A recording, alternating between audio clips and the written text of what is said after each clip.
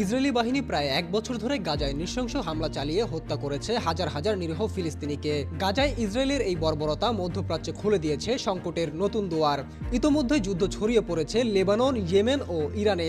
দেশগুলোর মধ্যে সংঘাত চরম আকার ধারণ করেছে। যুদ্ধের মেঘ পার্শ্ববর্তী দেশগুলোতেও ঘনাতে পারে বলে আশঙ্কা করছেন বিশ্লেষকরা।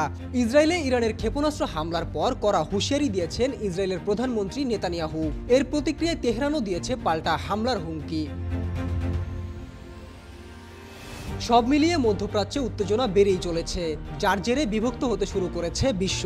যুক্তরাষ্ট্র, যুক্তরাজ্য, জার্মানি, ফ্রান্স ও অস্ট্রেলিয়া ইসরায়েলের পক্ষ নিয়ে কথা বললেও তুরস্ক, রাশিয়া এবং চীন গাজা ও তেহরানের প্রতি সমর্থন বাড়িয়েছে। ইরান সমর্থিত সশস্ত্র গোষ্ঠী হিজবুল্লাহ প্রধান হাসান নাসরুল্লাহর মৃত্যুর বদলা নিতে ইসরায়েলে প্রায় 200টি ব্যালিস্টিক ক্ষেপণাস্ত্র দিয়ে হামলা চালিয়েছে তেহরান। নিশানা করা হয়েছিল মোসাদের সদর দপ্তরকেও, কিন্তু অল্পের জন্য সেটি রক্ষা পায়। ইরানের ক্ষেপণাস্ত্রের আঘাতে কি পরিমাণ ক্ষয়ক্ষতি হয়েছে তা জানায়নি নেতানিয়াহুর সরকার। তবে আন্তর্জাতিক গণমাধ্যমে প্রকাশিত প্রতিবেদনে দেখা গেছে ভবনের ধ্বংসের চিত্র।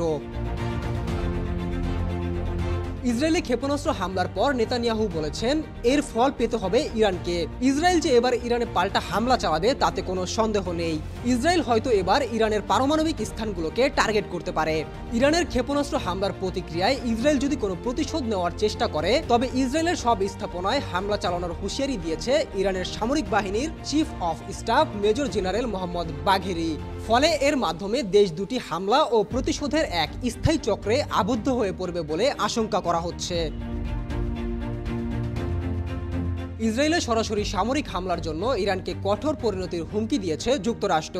কয়েক মাস ধরে মুখে মুখে যুদ্ধ বন্ধের কথা বললেও ইসরায়েলকে নিরবিচ্ছিন্নভাবে অস্ত্র সরবরাহ করে গেছে দেশটি। যুক্তরাজ্যের প্রধানমন্ত্রী কিয়ার স্টারমার বলেছেন, তিনি ও তার দেশ ইসরায়েলের আত্মরক্ষার অধিকারকে সমর্থন করেন। যুক্তরাজ্যের প্রতিরক্ষা প্রধান জন হেলিও বলেছেন, ব্রিটেনের সামরিক বাহিনী ইসরায়েলকে ইরানের ক্ষেপণাস্ত্র হামলা প্রতিহত করতে সহায়তা করেছে। এদিকে রাশিয়া ও ইরানের মধ্যে রয়েছে কয়েক দশকের বন্ধুত্বপূর্ণ সম্পর্ক। চীনের পররাষ্ট্রমন্ত্রী ওয়াং ই বলেছেন, আন্তর্জাতিক ও আঞ্চলিক পরিস্থিতি যাই হোক না কেন, চীন সবসময় ইরানের বিশ্বস্ত অংশীদার এবং বরাবরের মতো ইরানকেই সমর্থন করবে। গত 26 সেপ্টেম্বর স্বাধীন ফিলিস্তিন রাষ্ট্র প্রতিষ্ঠায় একটি বৈশ্বিক জোট গঠনের ঘোষণা দিয়েছে সৌদি আরব। মধ্যপ্রাচ্যে ইসরায়েল ও গাজার যুদ্ধকে কেন্দ্র করে দুই ভাগে বিভক্ত হয়ে পড়েছে বিশ্ব। এমতো অবস্থায় আশঙ্কা করা হচ্ছে খুব শীঘ্রই শুরু হতে যাচ্ছে তৃতীয় বিশ্বযুদ্ধ।